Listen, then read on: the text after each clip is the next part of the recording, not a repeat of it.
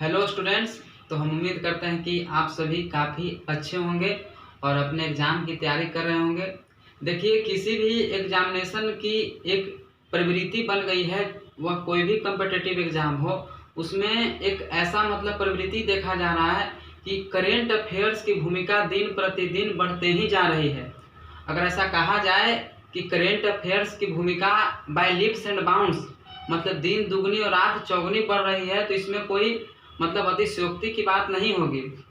कहने का सेंस है कि ये आपका करेंट इवेंट्स जो हो गया, जितने भी हमारे देश में आजकल घटनाएं घट रही है, चाहे वह राजनीतिक हो या सामाजिक हो या पहले जो ट्रेडिशनल हमारी घटनाएं चली आ रही है, उसमें कई प्रकार की घटनाएं हो गई।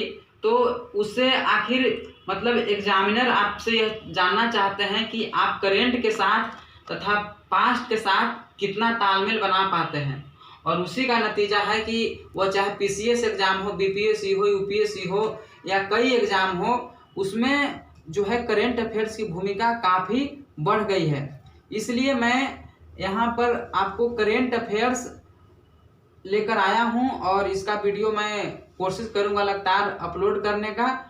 और ये करेंट अफेयर्स में सबसे बड़ी चीज़ है कि किसी भी विषय को इंटरेस्ट जगा करके पढ़ना ही उसको समझने का आसान तरीका है। तो हम यहाँ करेंट अफेयर्स को आसान ढंगों से पढ़ने की कोशिश करेंगे और वो भी क्वेश्चनों को देखेंगे जो पिछले एग्जामिनेशन में, चाहे वो पीसीएस में हो या कई एग्जामिनेशन में जो पूछे गए हैं, उनको भी हम सॉल्यूशन करेंगे हर एक चैप्टर के पढ़ने के बाद। तो यहाँ मैंने करेंट अफेयर्स, जिसको हिंदी में समसामयिकी भी बोलते हैं, जो घटनाएं हमारे इर्द गिर्द पास्ट में या अभी हाल फिलहाल में घटी है, वही करेंट अफेयर्स आपका होता है। ठीक है, तो करेंट अफेयर्स को हम लोग पढ़ने के लिए दो तरीका में इसको हम दो पार्ट में डिवाइड कर दिए हैं। एक परंपरागत, ट्रेडिशनल, और नवीनतम। परंपरागत का सेंस क्या हुआ कि जो हमारी परंपरा से पहले से चली आ रही है। जैसे आपका पुरस्कार दिया जाता है, उस पुरस्कार में आपका नोबेल पुरस्कार हो गया, बुकर अवार्ड हो गया, रमन मैग्सेसे पुरस्कार हो गया, कलिंग पुरस्कार हो गया, इस तरह से कई पुरस्कार।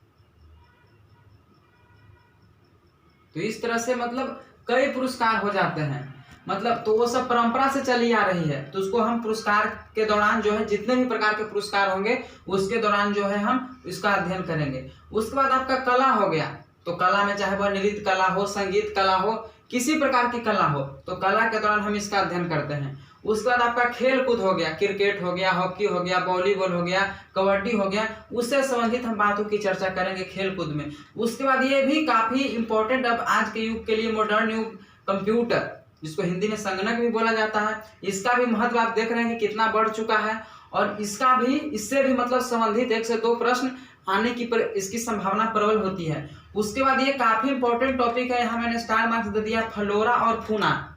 फ्लोरा और फूना वन और वन जीव। ये फ्लोरा क्या हुआ, ये वनस्पति। ठीक है, वनस्पति समझते हैं, पेड़ पौधे जितने भी आ गए वो वनस्पति हो गए, और फौना जंतु, जीव जंतु जितना भी आ गए। तो फ्लोरा और फूना करके स्पेशल टॉपिक है। ये आप जब देखेंगे आरआरबी के सिलेबस में, रेलवे ग्रुप डी के सिलेबस में, तो ये फ्लोरा और फूना स्पष्ट करके दिया हुआ है सिलेबस में। ठीक है, तो ये काफी इंपॉर्टेंट है। इससे प्रश्न बीपीएससी, यूपीएससी और जितने भी ये सब भी एग्जाम है, आरआरबी, एनटीपीसी, उसमें भी जो करेंट अफेयर्स का सिलेबस जहां भी है, वहां से यहाँ से प्रश्न आने की संभावना प्रबल नहीं, बिल्कुल बहुत ज्यादा यहाँ से चांस होता है। उसके बाद है पुस्तक और लेखक। जैसे कई आज भी पुस्तकें प्रसिद्ध हैं जिनके लेखक का नाम पूछा जाता है, और कई ऐसे भी पुस्तकें हैं जो वर्तमान काल में लिखी जा रही है, तो उनका लेखक का नाम।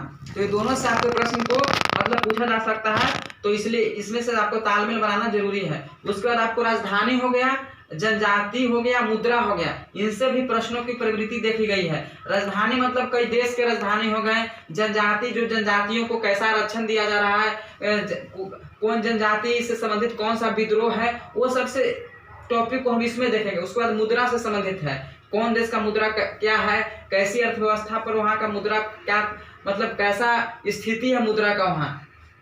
उसके बाद है अंतरिक्ष कार्यक्रम, जो हमारे भारत में अंतरिक्ष कार्यक्रम चलाए जा रहे हैं या वैश्विक स्तर पर जो अंतरिक्ष कार्यक्रम है, उसकी चर्चा जो है हम लोग इसमें करेंगे, स्पेस प्रोग्राम।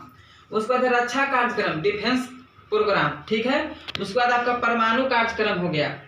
उसके बाद स्थापत्य कहने का सेंस हो गया कि जितने भी कलाकृति हो गए, जैसे कि स्थापत्य कहने का सेंस हो गया कि जैसे आपका ताजमहल हो गया, कुतुब मीनार हो गया, फतेहपुर सीकरी हो गया, बुलंद दरवाजा हो गया, ये सबसे संबंधित प्रश्न जो हमारी परंपरा से चली आ रही है, तो यहाँ से भी काफी इंपॉर्टेंट मतलब प्रश्न आने की संभावना यहाँ से भी रहती है। उसके बाद है अंतर्राष्ट्रीय संस्था, जितना भी आपका इंटरनेशनल ऑर्गेनाइजेशन है, चाहे वो WHO हो, मतलब वर्ल्ड हेल्थ ऑर्गेनाइजेशन हो, UNEP हो, united nation of environmental programme हो, चाहे UNDP हो, HRD हो, उसमें मतलब जितने भी अंतर्राष्ट्रीय संस्था हो, तो वो कहने का सेंस है कि इससे भी मतलब ये भी काफी आपका इंपॉर्टेंट टॉपिक है। उसके बाद सूचकांक इंडेक्स, जितना भी आपका मतलब सूचना पर आधारित समस्याएं हैं, सूचकांक में आ गया।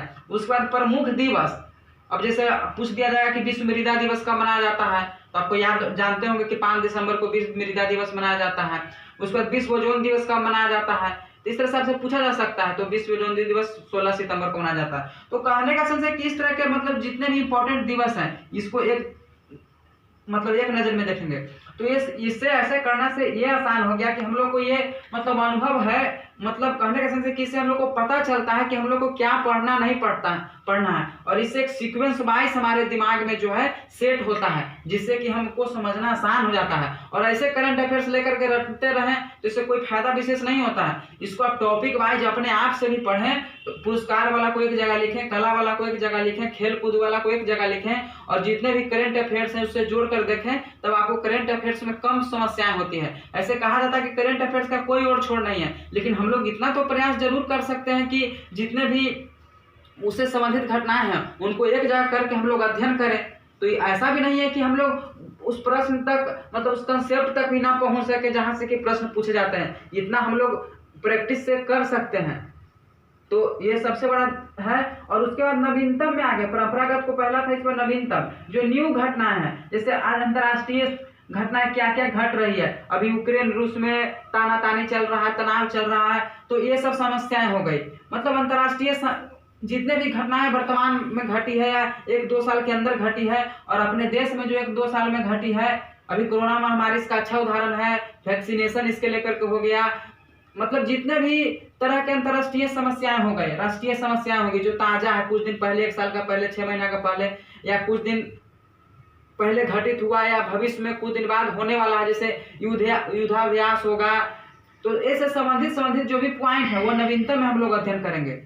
तो पहला इस वीडियो में हमने दोस्त मतलब कोशिश किया कि आपको सिलेबस का एक मतलब ठिकाना बैठा दे, जिससे कि आपको अनुभव हो कि हमको क्या पढ़ना नहीं पढ़ना है। और इतना टॉपिक आप कंप्लीट करके जाएंगे तो हमें आशा नहीं पूर्ण विश्वास है कि इससे मतलब आपको सीक्वेंस वाइज पढ़ने में आसानी होगी, और एग्जाम में क्वेश्चन भी आसानी से आप सॉल्व कर सकते हैं। लेकिन इनको सीक्वेंस बनाना होगा, अच्छे से इन टॉपिकों का अध्ययन करना होगा। तो अगले बार हम कोशिश करेंगे कि जो टॉपिक वाइज तरीके से हम वीडियो को अपलोड करें, जैसे हम किसी एक टॉपिक पर चलेंगे, फ्लोरा फ्यूना पर, खेल कूद पर, कला पर, कंप्यूटर पर, मतलब टॉपिक वाइज चलेंगे जो कि आपके एग्जाम के लिहाज से काफी इंपॉर्टेंट हो।